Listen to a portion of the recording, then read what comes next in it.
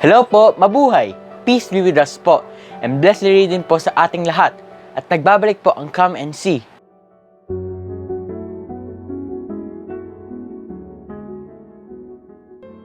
Isang powerful prayer nga po. Sabihin po natin, Jesus, I trust in you.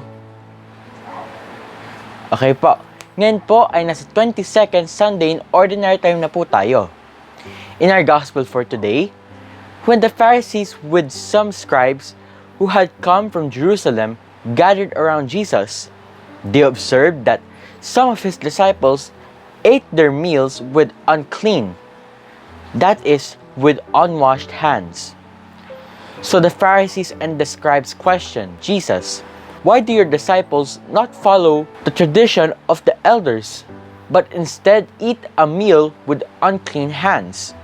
Jesus said to them, "Hear me, all of you, and understand. Nothing that enters one from the outside can defile that person, but the things that come out from within are what defile." My dear brothers and sisters, we all follow every command. Pero minsan, pag ginagawa po natin itong mga utos, hindi na pala natin alam na nakakasira na pala ito sa isang tao o kapwa. That's why, obey a command with respect and love without harming each other. Pakinggan po natin ang readings and gospel for this day po.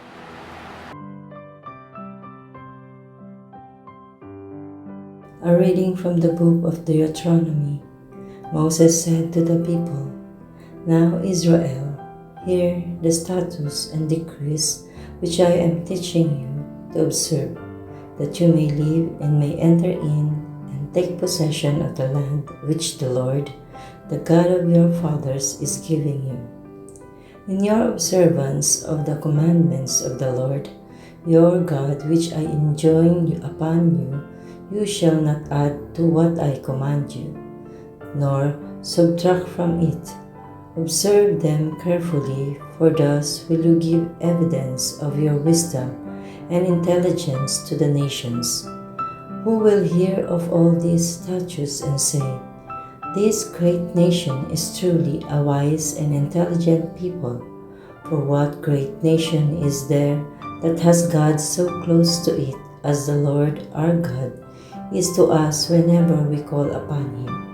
Or what great nation has statutes and decrees that are as just as this whole law which I am setting before you today?" The word of the Lord.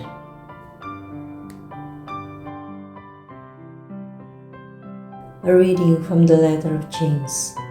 Dearest brothers and sisters, all good giving and every perfect gift is from above, coming down from the Father of lights, with whom there is no alteration or shadow caused by change. He willed to give us birth by the word of truth, that we may be a kind of first fruits of His creators.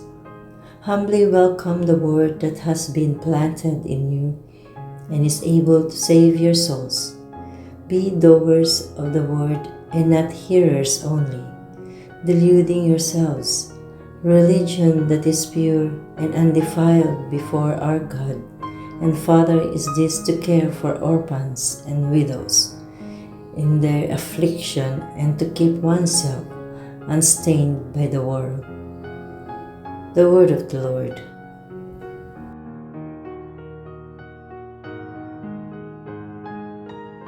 A proclamation of the Holy Gospel according to Mark.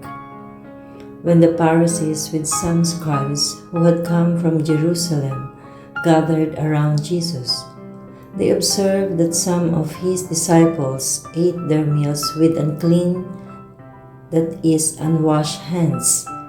The Pharisees, and in fact all Jews, do not eat without carefully washing their hands, keeping the tradition of elders, and on coming from the marketplace, they do not eat without purifying themselves, and there are many other things that they have traditionally observed, such as the purification of cups and jugs and kettles and beds.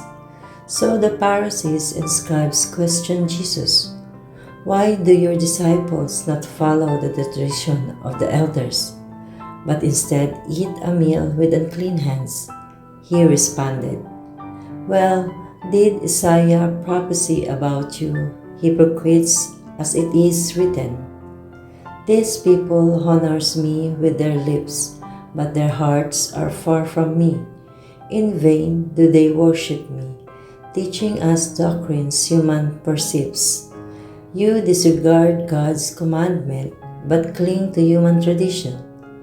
Jesus summoned the crowd again and said to them, Hear me, all of you, and understand. Nothing that enters one from outside can defile that person, but the things that come out from within are what defile from within people. From their hearts come evil thoughts, unchastity, theft, murder, adultery, greed, malice, deceit, licentiousness, envy, blasphemy, arrogance, folly. All these evils come from within and they defile. The Gospel of the Lord. Our Gospel for today is taken from St. Mark. And let us reflect on following a pure heart. Bukal ba sa kalooban mo ang pagsunod o napipilitan ka lang o pakitang tao lang? Sa buhay po natin ay napakarami na ang mga batas. Batas sa pamahalaan, batas sa school, o kahit pa batas sa bahay. Ang tanong po, nasusunod po ba natin ang mga batas na ito sa sobrang dami? Of course, yung iba ay hindi natin alam. Hindi natin naintindihan o hindi natin kayang sundin. Bakit? Kasi po, maaaring may batas na makakapigil sa kaligayahan o kagustuhan natin. Sa dami po ng mga batas natin, ay normal lang po siguro na tayo ay makalimot sa ibang batas.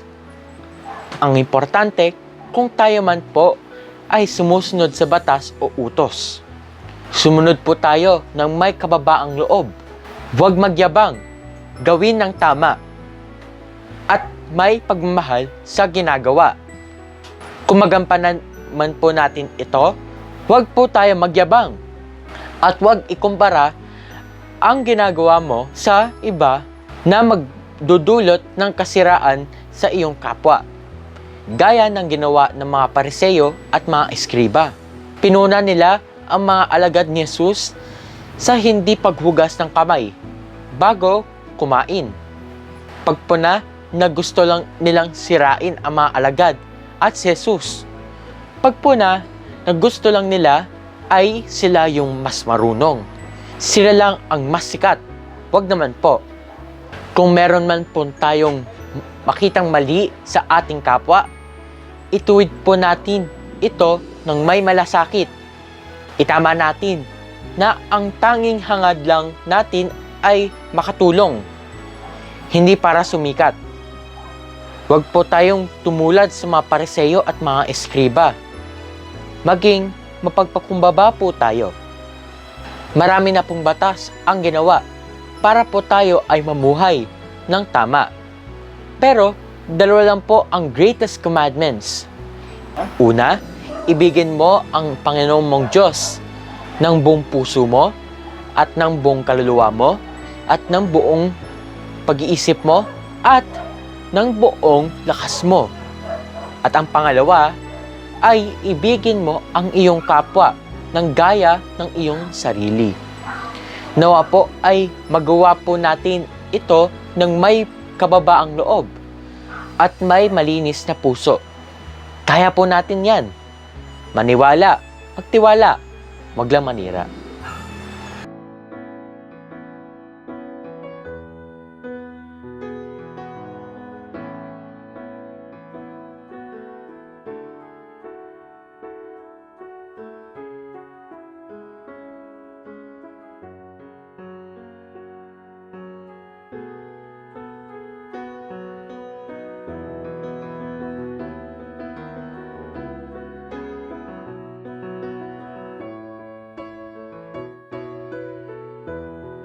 O Diyos, magampanan nawa namin ang mga turo mo.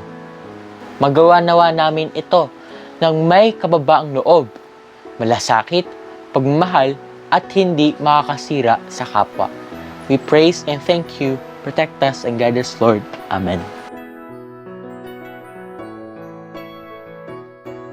Thank you for watching, my dear brothers and sisters. Maraming salamat po at God bless po sa ating lahat.